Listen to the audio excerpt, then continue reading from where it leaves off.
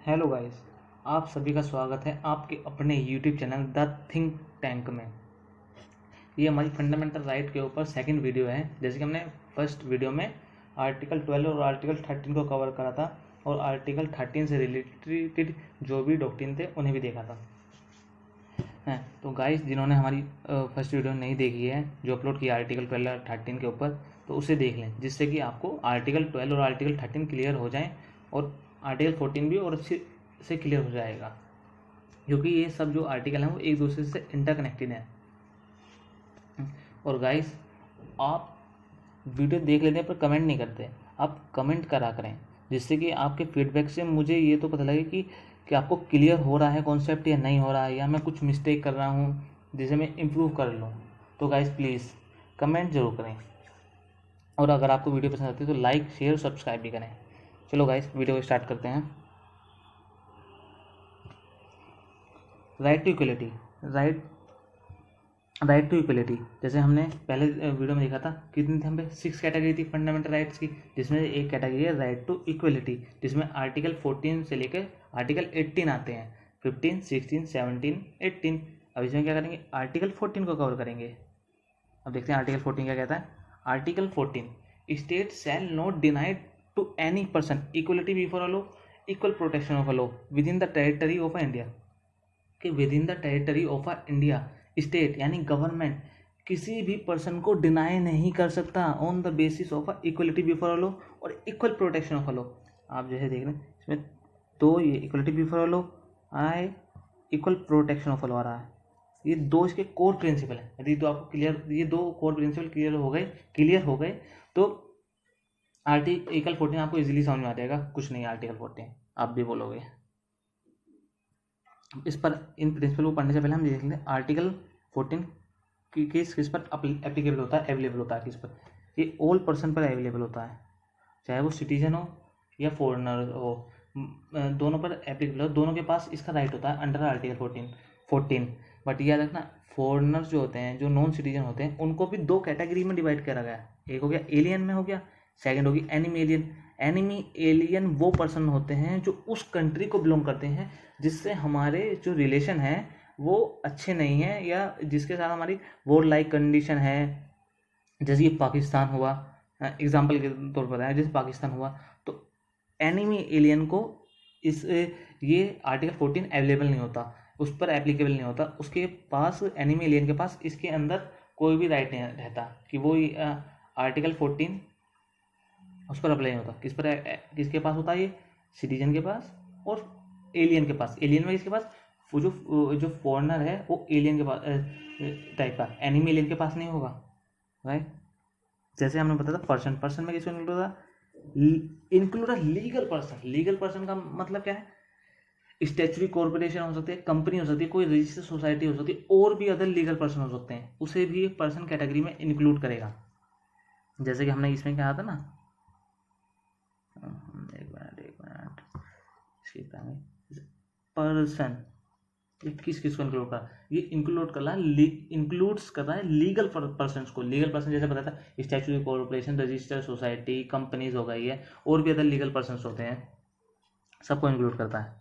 Equality before law, equality before law, equality before law क्या है, ये ब्रिटिश कॉन्स्टिट्यूशन लिया है, ब्रिटिश ओरिजिन कॉन्सेप्ट है ये ब्रिटिश कॉन्स्टिट्यूशन से लिया गया। इसका नेचर क्या है, नेगेटिव है। नेगेटिव क्यों है, क्योंकि स्टेट को रोकता है, कि स्टेट को डिस्क्रिमिनेशन करने से रोकता है, कि स्टेट कुछ भी डिस्क्रिमिनेशन नहीं करे, कि मतलब सबको इक्वली ट्रीट करे सबको, कि वो किसी के रिलीजन, रेस, सेक्स, कास्ट, क्या स्टेटस है सोसाइटी में, ऑफिशियल है, नॉन ऑफिशियल है, उसे किसी से भी कोई मतलब नहीं है, वो सिर्फ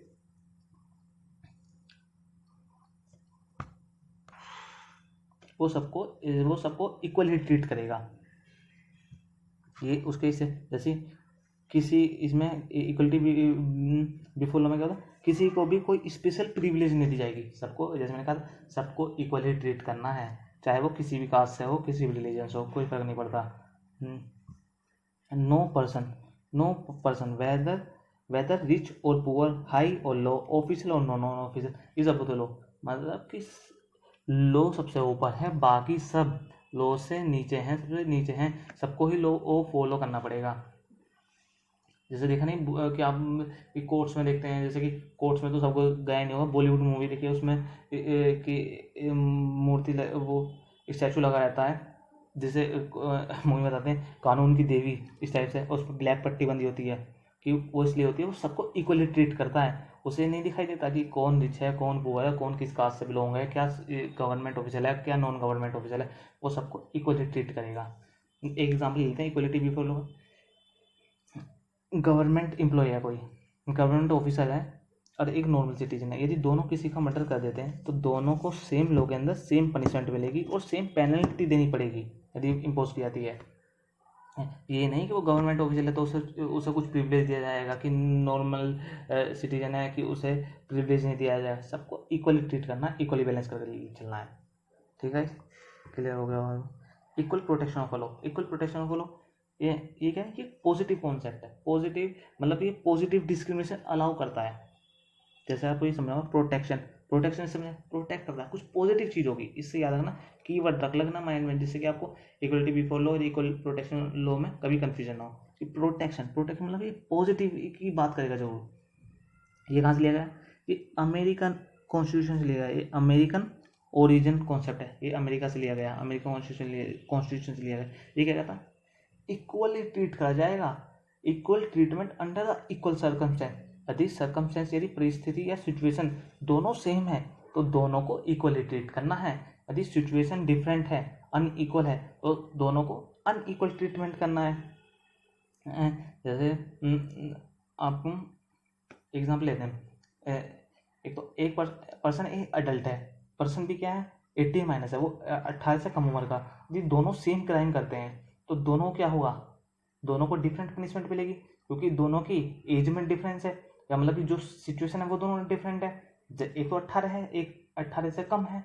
यदि वो किसी का मर्डर कर देता है पर्सन ए जो अडल्ट है, और जो 18 से कम है वो भी मर्डर, तो दोनों को सेम पनिशमेंट नहीं मिलेगी। शायद पर्सन ए को ज़्यादा टाइम के लिए पनिशमेंट मिले, पर्सन बी को, पर्सन जो 18 से कम है उसे कम टाइम के लिए पनिशमेंट मिले, तो दोनों भी सिचुएशन को भी फोकस करेगा। मतलब जो इक्वलिटी बिफोर लॉ क्या है, वो सिर्फ इंसिडेंट को देखता है, उसके पीछे का कारण नहीं देखता या उसके पीछे की सिचुएशन नहीं देखता।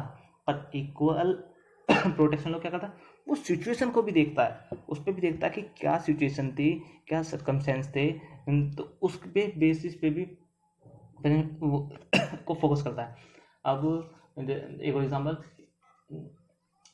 जैसे आप पब्लिक ट्रांसपोर्ट में जाते हैं तो आप नहीं देखते कि रेलवे है, मेट्रो, उसमें कुछ कि फीमेल के लिए स्पेशल सीट्स रिजर्व होती हैं, ये वो फीमेल्स के लिए ही हैं। तो यही है कि एक कम्युनिटी को बेनिफिट दिया जाता है कि सोसाइटी बैलेंस में होकर चले। एक पॉजिटिव डिस्क्रिमिनेशन का एक कॉन्सेप्ट है जो सबको ही पता होगा, रिजर्वेशन। रिजर्वेशन क्या है? बैकवर्ड क्लास को रिजर्वेशन दिया जाता है कि वो फॉरवर्ड क्लास के बैलेंस में आ जाए, इक्वल में आ जाए, दोनों लेवल में आ जाए। क्योंकि जब वो लेवल में आ जाएंगी तो उस पर क्या लगेगा, जब इक्वलिटी बिफोर लॉ इम्पोज होगा। पर जब तक वो बैलेंस में नहीं है कि बैकवर्ड क्लास सोशली इकोनॉमिकली एक कमज़ोर है, तब तक उस पर इक्वल प्रोटेक्शन लॉ के अंदर ट्रीट कराया जाएगा।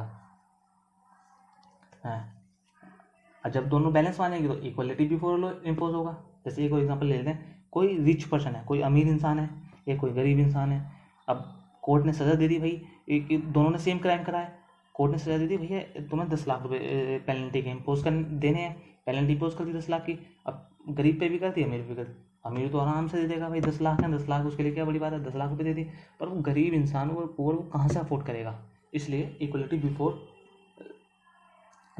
बिफोर लॉ का कॉन्सेप्ट आया, जिससे कि सोसाइटी बैलेंस में हो जाए। जब ये बैलेंस में हो जाएंगे, दोनों एक लेवल पर आ जाएंगे, सोशली भी इकोनॉमी, तब क्या आएगा, इक्वलिटी बिफोर लॉ लगेगा, अदरवाइज इक्वल प्रोटेक्शन लॉ लगेगा। अब देख लेते हैं, जैसे इमेज डाल equality before law, equal protection, दोनों में यही इमेज से क्लियर हो गया आपको। वो सेम सबको सेम ट्रीट कर रहा है, वो फोकस नहीं करता किसकी क्या नीड है, किसकी क्या एबिलिटी है। वो इक्वलिटी प्रोटेक्शन लॉ में क्या करा, वो नीड पर ही फोकस कर रहा है। भाई उसे ज़रूरत है नहीं है, ये तो चेक करो कि उसे रिसोर्सेज की ज़रूरत है नहीं है, तुम दूसरे को भी दे रहे हो रिसोर्स। सबको इक्वली ट्रीट मत करो, ये देखो कि किन की सिचुएशन की उसे नीड है नहीं है। जैसे इसमें देखा है सेकंड पीक में, ये देखो आप, इसमें उसके नीड के हिसाब से उसके रिसोर्सेज दिए गए, जबकि इक्वलिटी बिफोर लॉ में क्या गया, सबको इक्वली ट्रीट करा गया। हुआ क्लियर? ठीक है। रूल ऑफ लॉ क्या है, ये एडवर्ड कोक ने दिया था, चीफ जस्टिस एडवर्ड कोक ने, यहाँ से ओरिजिनेट हुआ था। इसे प्रोपाउंड किसने किया था, A.V. डाइसी ने प्रोपाउंडेट किया था। इक्वलिटी बिफोर लॉ, वो रूल ऑफ लॉ का ही इंटीग्रल पार्ट है, उसका ही सब पार्ट है वो rule of equality before law. जैसे ये मेंशन देखा मैं, rule of law under article 14 वो किसका पार्ट है, वो basic structure of the constitution को बिलोंग करता है। इस सुप्रीम कोर्ट ने अपने जजमेंट में कहा है कि जो रूल ऑफ लॉ है under article 14 is a part of the basic structure of the constitution का पार्ट है। ओके। जैसे जब रूल ऑफ लॉ नहीं था तो क्या चलता था, रेक्स लेक्स का कॉन्सेप्ट चलता था। रेक्स लेक्स का मतलब क्या था कि जो किंग है, किंग सुप्रीम है, किंग ही लॉ है, किंग से ऊपर कुछ नहीं। जब रूल ऑफ लॉ का कॉन्सेप्ट आ गया तो क्या चला, लेक्स रेक्स का कॉन्सेप्ट चला। लेक्स रेक्स का कॉन्सेप्ट क्या चला, लॉ ही सुप्रीम है, कि लॉ से ऊपर कोई नहीं है। देखा, आफ्टर रूल ऑफ लॉ के बनाने के बाद क्या चेंज हुआ, लेक्स रेक्स का कॉन्सेप्ट आया। उससे पहले क्या था, लेक्स का कॉन्सेप्ट चलता। याद रखना, लेक्स का मतलब किंग सुप्रीम है, और लेक्स रेक्स का मतलब भैया लॉ सुप्रीम है। इसके 3 एलिमेंट होते हैं, 3 रूल ऑफ लॉ के 3 कोर एलिमेंट होते हैं, जिसमें से ये 2 एलिमेंट इंडिया पर एग्जैक्टली अप्लाई होते हैं, एप्लीकेबल होते हैं। इसमें जैसे absence of the arbitrary power, supremacy of law. Supremacy मतलब कि ये आर्बिटरी पावर को रोकता है, लॉ को सुप्रीम का दर्जा देता है, ये सब चीज़ लॉ के अकॉर्डिंग ही फॉलो की जाएगी। ऐसा नहीं कोई अपनी मर्जी से कुछ भी कर दे। किसी भी किसी भी पर्सन को आप जब तक पनिश नहीं कर सकते जब तक कि वो किसी लॉ का वायलेशन करता है, और जो उसने जिस लॉ का वायलेशन करा उस ऑफेंस को भी आपको कोर्ट के सामने प्रूफ करना पड़ेगा, ऑर्डिनरी कोर्ट के सामने प्रूफ करना पड़ेगा पनिश करने के लिए, और वो भी किसी लीगल प्रोसीजर के तहत ही हो पाएगा है। अरे यदि वो कुछ भी किसी भी लॉ का वायलेशन नहीं करता तो कोई भी उसे पनिश नहीं करेगा। इक्वलिटी बिफोर लॉ तो हमने देख लिया था, सबको इक्वली ट्रीट करेगा, किसी को भी कास्ट के बेस पे, रिलीजन के बेस पे, सेक्स के बेस पे, स्टेटस के बेस पे ट्रीट नहीं करेगा, सबको इक्वली ट्रीट करेगा। मतलब कि जितने भी प्रोविज़न होंगे लॉ के वो सब पर ही इक्वली एप्लीकेबल होंगे, सब पर ही समान लगेंगे, सबको ही समानता की नज़र से देखेगा, किसी को भी डिफरेंट नहीं देखेगा। अब थर्ड क्या करता है, थर्ड ये source of the individual right. Source of the individual, ये मतलब क्या कह सकते हैं, primacy of the individual right, ये इंडिविजुअल के राइट्स पर फोकस करता है। जो ये थर्ड प्रोविजन है ना, source of the individual right, ये इंडिया पे डायरेक्टली एप्लीकेबल नहीं होता है, पर इंडिया ने इसे कुछ मॉडिफाइड वर्जन में किया, अडोप्ट किया गया है इन्हीं, जैसे ये modified version of the principle of the rule of law of England में डायरेक्टली अप्लाई होता है। इंग्लैंड में क्या था, वहाँ अनरिटन कॉन्स्टिट्यूशन है, वहाँ रिटर्न, और हमारे यहाँ इंडिया में क्या है, रिटर्न कॉन्स्टिट्यूशन है। हमारे जितने भी सारे राइट्स हैं इंडिया में वो कॉन्स्टिट्यूशन के अंदर हैं, पर यूके में ऐसा नहीं है। उसमें क्या होता है, पार्लियामेंट जो भी लॉ बनाती है, जो भी इनेक्ट करती है लॉ को, और कोर्ट्स के अंदर जो भी केस आते हैं और कोर्ट जो भी जजमेंट देती है उसके अंदर से वो राइट देते हैं, इंडिविजुअल राइट्स देते हैं। ऐसी पार्लियामेंट जो लॉ बनाती हैं वो उसके अंदर उसके दौरान राइट देते हैं पब्लिक को। तो वो जब फोर्स में आते हैं, क्योंकि वहाँ पार्लियामेंट बनाएगी एक तरीके से और एक कोर्ट से देता है। और हमारे यहाँ क्या, हमारे भैया कॉन्स्टिट्यूशन ने हमारे पहले फंडामेंटल जो भी इंडिविजुअल राइट है सारे मेंशन कर दिए गए हैं। हमारे यहाँ क्या होगा, जो भी पार्लियामेंट, जो भी लेजिस्लेचर लॉ इनेक्ट करेगा उस लॉ को हमारे कॉन्स्टिट्यूशन के प्रोविजन को फॉलो करना पड़ेगा। यदि वो फॉलो नहीं कर रहा तो क्या करेगा, कोर्ट में चैलेंज जाएगा, कोर्ट क्या करेगा, उसे अनकॉन्स्टिट्यूशन डिक्लेयर कर देगा। पर यूके में ऐसा नहीं है। यूके में क्या होता है, यूके में तो पार्लियामेंट्री वहाँ सुप्रीम है, पार्लियामेंट सुप्रीम है यूके में, तो वहाँ कोई रिटन कॉन्स्टिट्यूशन नहीं है। उसमें क्या होता है, जो पार्लियामेंट जो लॉ इनेक्ट करती है, लॉ बनाती है, उसके दौरान ही पब्लिक को राइट दिए जाते हैं। ऐसी वहाँ कोर्ट्स होते हैं, कोर्ट्स में क्या होता है, जो केस आते हैं तो कोर्ट्स अपने वर्डिक्ट के दौरान, जजमेंट के दौरान राइट प्रोवाइड कराते हैं पब्लिक को, ठीक है। जैसे इसमें मैंने यही बताया, ठीक है गाइस, आई होप आपको क्लियर हो गया हो। जो क्लियर नहीं हो आप वापस दोबारा से वीडियो देख लेना स्टार्टिंग से, तो क्लियर हो जाएगा, कहीं भी कुछ कन्फ्यूज़न नहीं रहेगा। ना देखते हैं, कुछ एक्सेप्शन नहीं है इसकी आर्टिकल 14 की। आर्टिकल 14 की एक्सेप्शन क्या है, कॉन्स्टिट्यूशनल हेड एक्सेप्शन है इसकी आर्टिकल 14, जिसमें प्रेसिडेंट और गवर्नर को कुछ इम्यूनिटी मिलती है अंडर आर्टिकल 361 के अंदर, 361 के अंदर कुछ इम्यूनिटी मिलती है, जैसे कि परफॉर्मेंस ऑफ अ ड्यूटी, वो क्या एक्शन परफॉर्म कर रहे हैं या क्या डिसीजन ले रहे हैं अपने कार्यकाल के दौरान वो किसी भी कोर्ट में आंसरेबल नहीं है, उसके लिए वो किसी को भी जवाबदारी नहीं है उनकी कि वो किसी भी कि हमने क्या एक्शन लिया, क्यों लिया है, क्या डिसीजन लिया है, वो किसी को भी किसी भी कोर्ट में आंसरेबल नहीं है। ना ही कोई कोर्ट उनके अगेंस्ट क्रिमिनल प्रोसीडिंग कर सकता है किसी भी कोर्ट में, किसके अगेंस्ट में, प्रेसिडेंट और गवर्नर के। कब, जब तक कि वो अपने ऑफिस में है, तो उनके कार्यकाल के दौरान। ना ही उन्हें अरेस्ट किया जा सकता, ना ही इम्प्रिजमेंट किया जा सकता उन्हें, गवर्नर और प्रेसिडेंट को उनके कार्यकाल के दौरान। ना ही उनके अगेंस्ट सिविल प्रोसीडिंग करी जा सकती है किसी भी कोर्ट के थ्रू, जब तक कि वो अपने ऑफिस में कार्यकाल के दौरान उनकी अगेंस्ट ना ही सिविल प्रोसीडिंग हो सकती है, ना ही क्रिमिनल प्रोसीडिंग होती है, ना ही उन्हें अरेस्ट किया जा सकता है, ना ही वो आंसरेबल है किसी को भी। बट एक याद रखना, सिविल प्रोसीडिंग एक सिचुएशन में करी जा सकती है, जब भी उनका ऑफिशियल डिसीजन होगा, उसमें तो कोई कुछ कर ही नहीं सकता उनके दौरान, उनके कार्यकाल के दौरान। बट हाँ, जब उनका पर्सनल डिसीजन है, पर्सनल कैपेसिटी है कि अंदर कोई डिसीजन लेते हैं, वो पर्सनली बेनिफिट के लिए, पर्सनल गेन के लिए अपना कोई डिसीजन लेते हैं, चाहे प्रेसिडेंट हो, गवर्नर हो, तो उनके अगेंस्ट सिविल जो उनका डिसीजन, जो उन्होंने डिसीजन लिया है वो हमारे यदि सिविल लॉ को वायलेट कर रहा है, तो उनके अगेंस्ट सिविल प्रोसीडिंग इशू की जा सकती है। बट पहले उन्हें 2 महीने का नोटिस पीरियड देना पड़ेगा, 2 महीने के नोटिस पीरियड के बाद इशू की जाएगी, उस पर कार्रवाई होगी, ठीक है। ठीक है, पार्लियामेंट्री प्रोसीडिंग होती है, स्टेट लेजिस्लेचर प्रोसीडिंग होती है। पार्लियामेंट्री प्रोसीडिंग में एमपी को इम्यूनिटी मिलती है अंडर आर्टिकल 105 के। स्टेट लेजिस्लेचर प्रोसीडिंग में एमएलए को इम्यूनिटी मिलती है 194, क्योंकि उसमें ही वोट होती हैं, वो स्पीच देते हैं, एक दूसरे पे एलिगेशन लगाते हैं, तो इसके अंतर्गत इन्हें भी इम्यूनिटी मिलती है। एक और है 31C, मोस्ट इम्पोर्टेंट आर्टिकल है 31C। इसमें ये भी आर्टिकल 14 की एक्सेप्शन है। कैसे? ये 31C क्या करता है, ये उन लो को सेव करता है, उन लो को वैलिडेट करता है जो लो 39B और 39C के प्रोविज़न को इम्प्लीमेंट करते हैं। यदि पार्लियामेंट कोई भी लॉ बनाती है, और अब वो लॉ किस लिए बनाया गया, 39B और 39C के प्रोविज़न को इम्प्लीमेंट करने के लिए बनाया गया है, तो वो लॉ जो बनाया गया है, अगर वो लॉ वायलेट भी कर रहा है हमारे आर्टिकल 14 को, तो 31 क्या करेगा, उस लॉ को प्रोटेक्ट कर देगा। 31C, अरे 31C 25th अमेंडमेंट एक्ट में ऐड किया गया था, ये इंसर्ट किया गया था 25th अमेंडमेंट एक्ट के अंदर, ठीक है।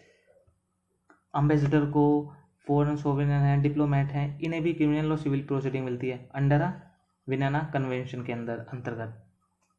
ये डबल कॉपी हो गई है और ये सेम लिखा पड़ा। जैसे यूएन की एजेंसी हैं, उन्हें भी वो भी डिप्लोमेटिक इम्यूनिटी एंजॉय करती हैं, उन्हें भी इम्यूनिटी मिलती है। हाँ, एक इसमें मेंशन नहीं है, जो सपोज करो कोई पर्सन है, अगर वो पार्लियामेंट्री प्रोसीडिंग की वो रिपोर्ट कर रहा है और वो उसे पब्लिश कर देता है न्यूज़पेपर में या ब्रॉडकास्ट कर देता है टीवी पर, रेडियो पर, तो उसे भी एक्सेप्शन मिलेगी, वो भी एक्सेप्शन की कैटेगरी में आएगा। उसके अगेंस्ट भी कोई क्रिमिनल और सिविल प्रोसीडिंग स्टार्ट नहीं की जाएगी, कोई भी, वो किसी भी क्रिमिनल प्रोसीडिंग और सिविल प्रोसीडिंग इम्पोज नहीं करी जाएगी उस पर। यदि वो ट्रू रिपोर्टिंग कर रहा है। यदि पार्लियामेंट में जो कुछ हो रहा है वो वही शो कर रहा है तो उस पर कोई भी क्रिमिनल प्रोसीडिंग और सिविल प्रोसीडिंग नहीं की। बट यदि हो तो कुछ हो रहा है, वो कुछ दिखा कुछ हो रहा है, झूठ दिखा रहा है, तो जब उसे अरेस्ट किया जा सकता है। ठीक है, क्लियर हुआ? याद रखना, प्रेसिडेंट को, गवर्नर को किस मिलती है? 361 के अंदर मिलती है।